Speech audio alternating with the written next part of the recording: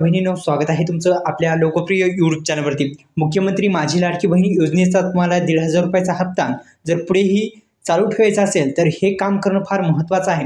मुख्यमंत्री माझी लाडकी बहीण योजनेचा हे काम आता महिलांना करणं फार महत्त्वाचं आहे। यासाठी काय काय करायचं आहे या संदर्भाची संपूर्ण माहिती या व्हिडिओच्या माध्यमातून देऊ। व्हिडिओला लाईक करा आणि या यूट्यूब चॅनलला सबस्क्राईब केलं नसेल तर आपण सर्वांनी सबस्क्राईब पण करायचं आहे। फार महत्त्वाचा असा व्हिडिओ होणार आहे। व्हिडिओला लाईक करा, चॅनलला सबस्क्राईब करायला विसरू नका। या यूट्यूब चॅनल म्हणजे योजनाकार लोकप्रिय यूट्यूब चॅनल आहे। आताच सबस्क्राईब करून बेल आयकॉनला ऑल प्रेस करायला विसरू नका।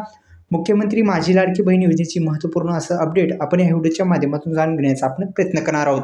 मुख्यमंत्री माझी लाडकी बहीण ही महाराष्ट्र सरकारची एक योजना आहे। मुख्यमंत्री माझी लाडकी बहीण आणि या योजनेच्याद्वारे आपल्याला दरमहा 1,500 रुपयाचा हप्ता मिळत असतो।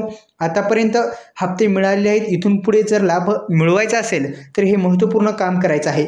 ते म्हणजे मुख्यमंत्री माझी लाडकी बहीण योजनेचा फायदा सुरू ठेवण्यासाठी महाराष्ट्र सरकारने सर्व पात्र महिलांना आधारवर आधारित EKYC आधारवर कालची EKYC करणं आवश्यक आहे। अधिकृत वेबसाईट देण्यात आलेली आहे। सर्वांना माहिती आहे लाडकी बहीण योजनेची आपल्याला EKYC करायची आहे। अधिकृत वेबसाईटलाच भेट देऊन आपल्याला सर्वांनी EKYC प्रक्रिया पूर्ण करायची आहे। आता EKYC पूर्ण करण्यासाठी लागणारी कागदपत्रे सुद्धा सांगणार आहोत।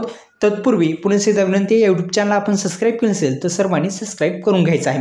आता ही EKYC प्रक्रिया तुम्हाला पार पाडण्यासाठी सुरुवातीस काही कागदपत्रे लागतील। ते म्हणजे तुमच्या जी काही महिला आहेत त्या महिला बहिणींना आपल्या आधार कार्डला जे मोबाईल नंबर आहे ते लिंक असणं पण फार महत्त्वाचं आहे। आधार कार्डला मोबाईल नंबर लिंक नसेल तर करून घ्या।